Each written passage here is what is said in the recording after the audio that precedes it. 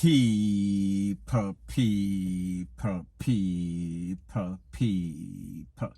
Que pasa, sac passe, what they do.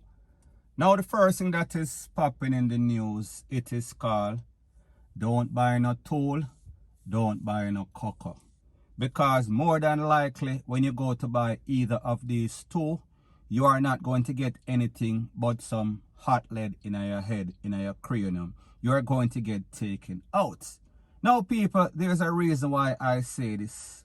And I am speaking specifically about an incident that occurred in a place called Portland Cottage at the intersection of the Rocky Point crossing I am speaking about in Clarendon yesterday, less than 24 hours ago. And based on the information, it is said that two men were taken out and they've been identified as 30-year-old taxi operator Kurt Taylor, OC, CAKIE militant, and also 28-year-old Odane Brown.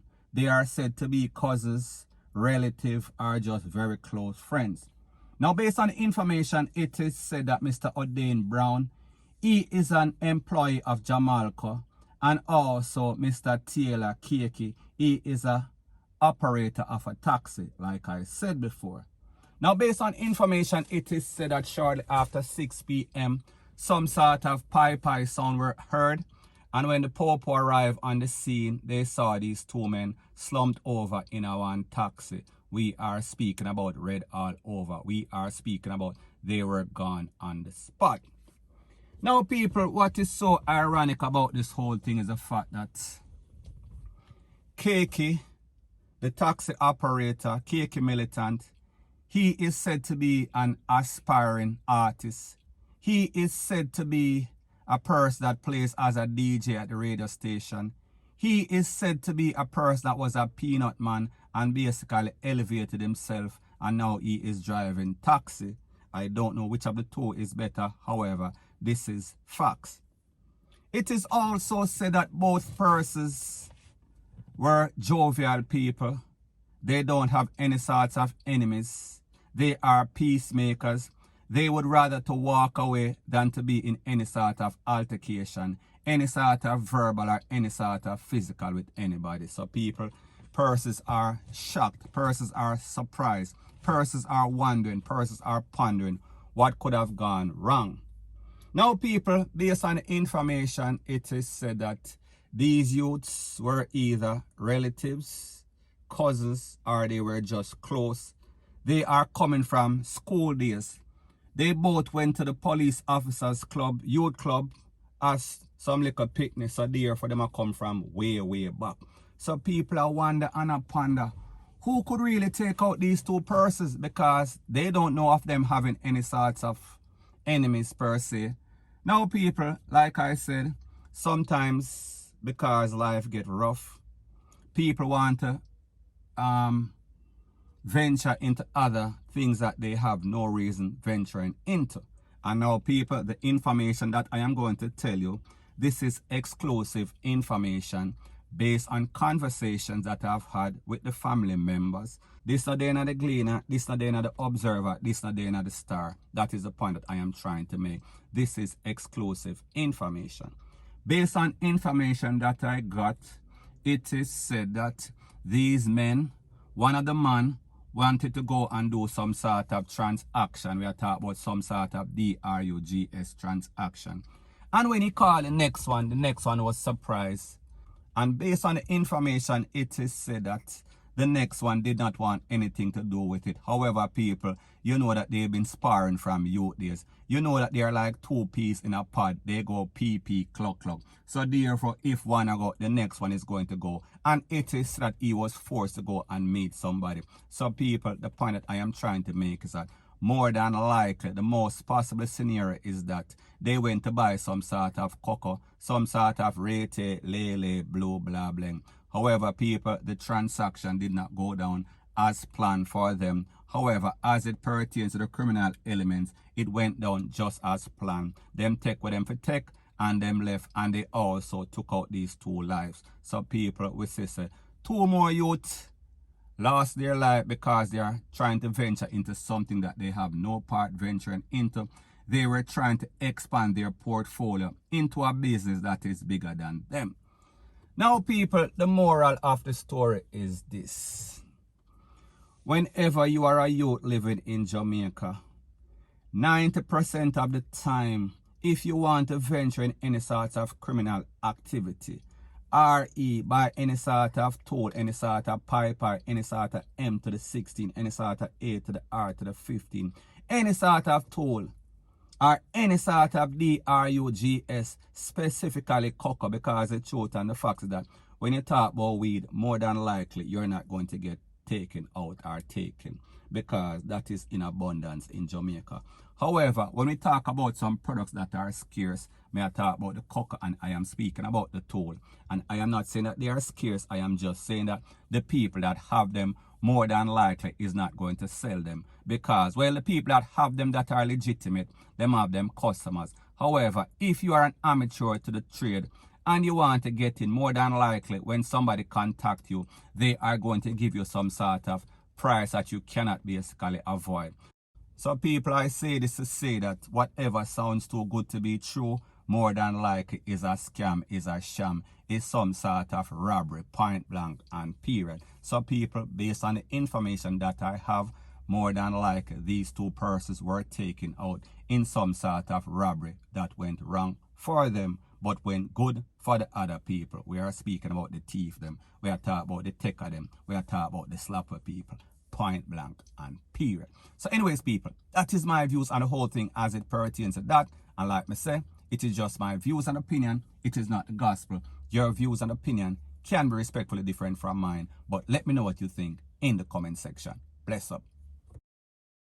Now, before I move to the next part of my video, please subscribe to my next channel. It is called Jamaica Dancehall Source, and I'll be pinning the link to that channel in the description of this video. And also, please subscribe to this channel, and when you subscribe, please press the notification bell or icon, and also press all in the option. Now, the Popo, they are trying to find the motive for some sort of shootout that occurred on the Hillshire main road we are speaking about in Greater Portmore, in which it is said that a 61-year-old man lost his life and also 5 others got conned up. Now, based on the information, it is said that at about 5:15 p.m., 2 men on a motorcycle roll upon some people in a one little pro box in a some sort of hatchback car, and it is said that some sort of exchange of pipe occurred, and after the exchange was finished, it is said that 1 man lost his life and also 5 others, including 1 person at the car, including 1 person on the bike. Now, based on the information, it is said that the person that lost his life, we are speaking about a 61-year-old man, and his name is Winston Jones. The others have been identified as Davian Brown. He got conned up. He was on the bike. He is said to be 27-year-old. The next person that got conned up, Joel Ellis, 28-year-old. The next person, Curtis Sayers, SYERS, 27. And the next one, Omar Bravo, 26-year-old. The next one is not identified. Now, people, when we listen to stuff like this on a daily basis, 2 set of persons, 1 on a bike or 2 on a bike and others in the car, getting a some sort of pipe altercation, and after the smoke clear, most of the persons that got hit, 4 of the persons out of the 6 that got hit had nothing to do with nothing. And even worse, the 61-year-old man that was a bystander, he was the one that lost his life. Now, that man is also from Greater Portmore, Mr. Jones, I think his name is. Now, when we listen to stuff like this, we see that these so-called wangsters, wannabe thugs, they are the cowardice, they are the worst set of gangsters in the history of Jamaica. Them dumb, them coward, them foo-foo, they are everything that is bad. They are indiscriminate. They have 0 sense, 0, them nah no head, none at all. People, them are the worst set of thugs in the history of thuggery, point blank and period, in any part of the world. Because the truth and the fact is that whenever we realize anything like this that occurs in Jamaica, it is always the innocent bystanders. It is always the people that have nothing to do with nothing. It is always the people that are just volunteered by these thugs for basically lose them life. So therefore, people are go about them business on a daily basis. And these jackasses, they decide that they want to take out some sort of revenge, some sort of nonsensical revenge upon somebody. And after the smoke clear, we are talking about pure innocent people. So anyways, people, like I said, all 6 persons were taken to the place of recovery. However, one of them did not make it. The next were treated. So me just say I don't know who got released and who is still in the place of recovery. However, people at that are going for what are going, point blank and period. So anyways, people, that is my views on the whole thing as it pertains to that. And like me say, it is just my views and opinion. It is not the gospel. Your views and opinion can be respectfully different from mine. But let me know what you think in the comment section. Bless up. Now, last but not least, that is popping in the news is that we see that it is called Happy Redance. Based on information, it is said that a member of the one-way gang that operates out of Denham Town, we are talking about in a Kingston, he was conned up and taken out in a place called Old Harbour less than 24 hours ago. This person has been identified as 19-year-old Lalil Don OC, aka Ratty, notorious. Now it is said that at about 6 something in the afternoon, he was standing on a veranda in a place called Old Harbour Glades when a lone thug roll up and blaze up the place, and after the SMOKE cleared, it is said that he was hit multiple times, mostly in the cranium, mostly in the upper torso. May I talk about the upper body. Now, based on the information, it is said that this man was taken to the Spanish Town place of recovery. However, people, he was pronounced, and I don't mean grammatically, I mean he was taken out, gone to the afterlife. Now, based on information, it is said that this man has been a plague in the Kingston Western Popo Division, and it is said that back in 2019, he was charged for assault occasioning bodily harm, and a month after he was charged for larceny. So people, we see this man is a crime producer, and he basically started his career very young because he is now 19. So therefore, we can only come to the logical conclusion that he has been criming before the age of 16. So therefore, he was off to a very young start, and people, we see where it ended up. It ended up upon the afterlife. It ended up in the worst case scenario. So people, at the end of the day, it is good when we get rid of our next one. So therefore, send them to some place where they can take out each other and leave the innocent people alone.